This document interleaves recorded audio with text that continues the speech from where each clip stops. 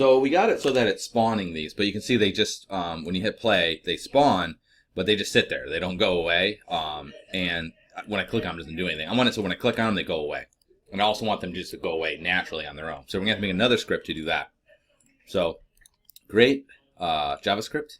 And this one's just going to be target controller. So these are going to control the target. Oops. Target controller, I like to put script on the end of things just so that doesn't really matter. But all right. And then I'll just double click on that. It'll pop up here. And here we go. So variable, I'm going to need a variable that's just going to hold the lifespan, so how long it's up. So lifespan. And it's going to be a float.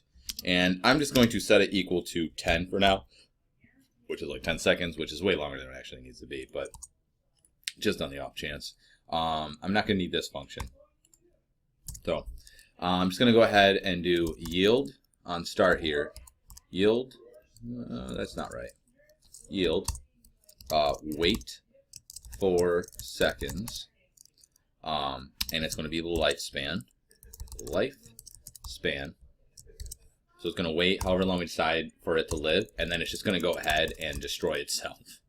Because we're going to attach this to each one of the targets, and it's going to be this, which this just means what this thing itself, what this is attached to, and what it's attached to, I want the game object of.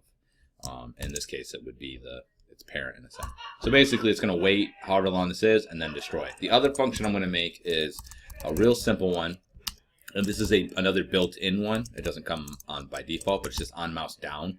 So this function executes whenever the mouse is down on it, meaning when you click down on push down. And this one's, again, pretty simple. It's just going to be this command C. And this will have to change in order to keep score. Like it'll have to send to another object to say, oh, add 1. But for now, all I want to do is just destroy. So I'm just going to go ahead and save that. And that is it for this script. And now what I'm going to do is I'm going to go to my assets, pull my prefabs up, and I'm just going to make this easier, I'm going to select all of these and drop them up there just so I can get to them. And I'm going to go to scripts and target controller, and I'm going to drop it on each one of these. All right. And that way, good. And then let's hit play. And so let's see how long. 10 seconds is like way too long for them to live. Let's try like, I'm just going to put this one over here. That way I can see it. We're going to try, let's try 3 seconds.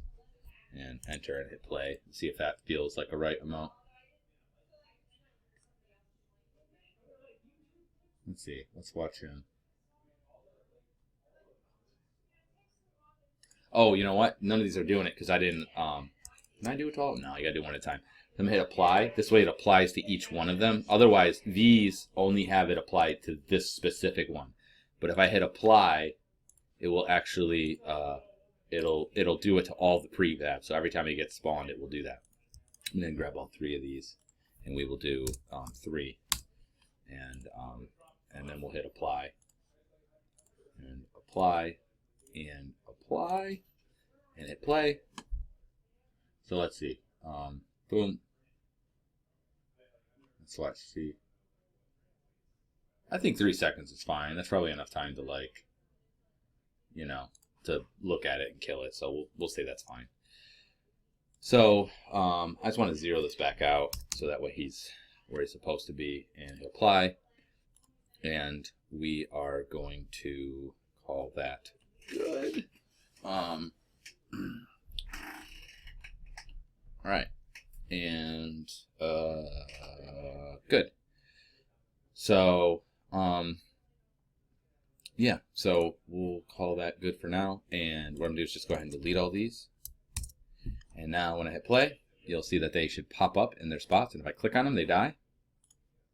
All right. And then, you know, if I don't click on it, it'll stay until it goes away. Okay. Now, what I'm going to do is I'm going to take the spawn wait, and let's do like 1 second and see if that's a little bit better. This way it's a little faster, so there's more of a chance of not hitting them.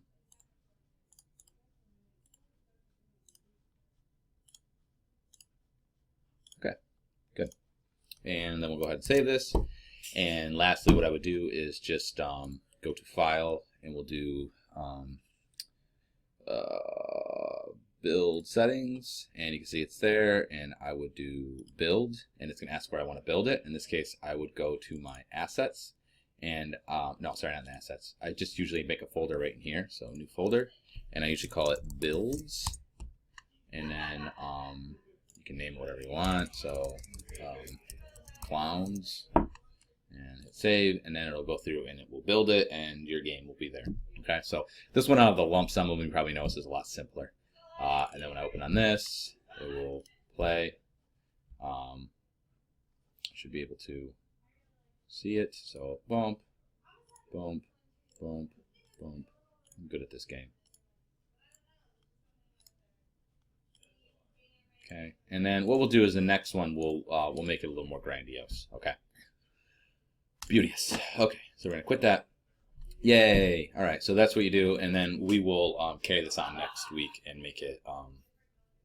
We'll add a little more pizzazz, like a start screen, end screen, a way to keep score.